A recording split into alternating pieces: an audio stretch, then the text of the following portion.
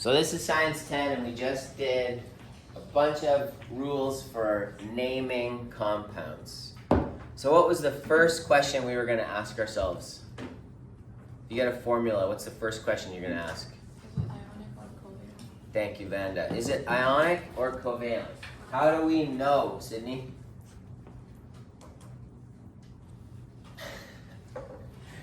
Sydney just did the Monday morning thing. She's like, Mateen. You know that like ionic contains metal and like covalent does not have metal. Good. So ionic has metals and covalent does not have a metal. So if there's no metal, you're going to move over here. If there is a metal, you're going to move over there. So Sydney, how do we know if it's ionic or covalent? Good, if there's metals. Artin, how do we know if it's ionic or covalent? If it has a metal, what is it? Good. And Emma, if it doesn't have a metal, what is it? Good. Dennis, let's say it's ionic. What are we going to ask next? How many capitals? Good. Elena, if there's more than 2 capital letters, what do we know?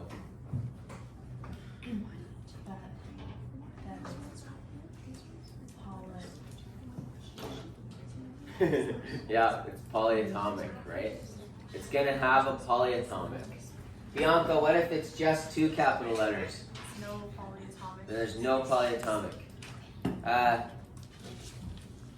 Glenn, if it has polyatomics, where am I going to look?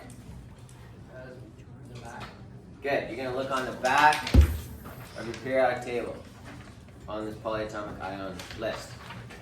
If it just has 2 capital letters, you don't have to worry about the polyatomics. It's all on the front of your periodic table.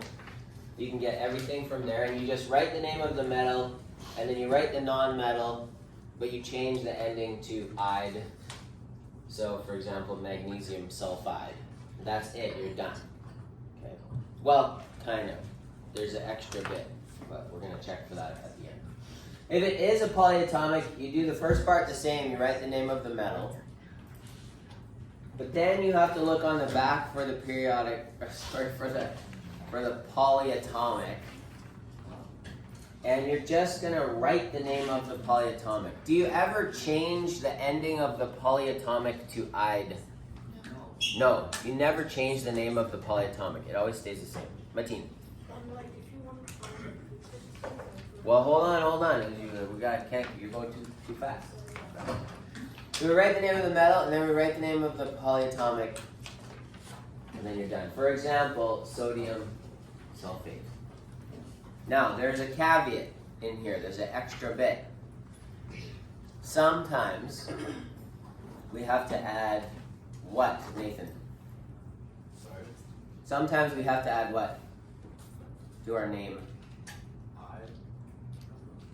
Oh, Roman numeral. Oh. Yeah, Sorry, good. I was saying it wrong. That's okay. The Roman numeral bit. Don't forget. When do you have to worry about that? Somebody said multivalent. Thank you, Shrish. How do you know if something is multivalent? If you look at the ion charges on the top of the element, you're going to see either one number, like for sodium or beryllium or magnesium or lithium or potassium or calcium. They all just have one number, so you don't have to worry about it. You just be chill if the top charge is used. For example, if you're looking at iron and it's +3, that's the top number on here. That means it's the most common charge, and you don't have to put the Roman numeral in. Now, if you put iron 3 chloride and it was using the 3 charge, I would not mark it wrong. It would be fine. But in general, if it's using the top charge, you don't have to worry about the Roman numeral. When do you have to write the Roman numeral?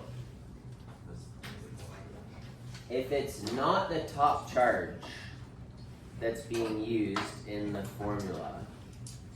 So if you look at the formula and you go, oh, this is iron, and it's using +2. That's not the top charge. Then we have to put the 2 after the iron. That tells people this is a +2 iron in this formula, not +3. So if it's the top charge used, it's just be chill, just do everything the same. If it's not the top charge used, you have to put the 2 after the metal. That's everything to do with ionic compounds. That's all this. You're gonna have a quiz on ionic naming next day. Okay, covalent, we haven't really talked about this yet. Covalent is if there's no metals in it. Hydrogen is the exception, because sometimes it acts like a metal, but in this case it's acting as a non-metal. It's weird because it's so small. So it can share an electron. It does that a lot inside living things like you. Martine? If you want to like find the prefixes like, for the covalent, you just look at the back of the page of the periodic table and then you'll find all of them. Very, very good. So Martine's mentioning that on the back of your periodic table there's a nice list of your prefixes. So you don't have to memorize the prefixes, they're on here. And we found out that 12 is dodeca, because Ezra asked what the 12 prefix is. You don't need to do that. I'll only ask you up to 10. And you have the list up to 10 here. So you find the prefix for each element. So let's say you look at your formula and you're going, it's N2O5, there's no metal in here. So this is covalent.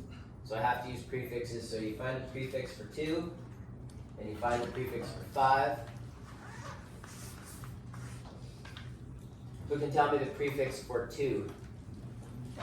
Di. And who can tell me the prefix for 5? Penta. So this is going to be dinitrogen pentoxide. So you write the element, each element with its prefix, and then you just change the last element to end in I. And that's all you have to do for covalent. Did I miss anything? Good? Okay. If you have this on your flowchart on a piece of paper, you can use that for the quiz next day.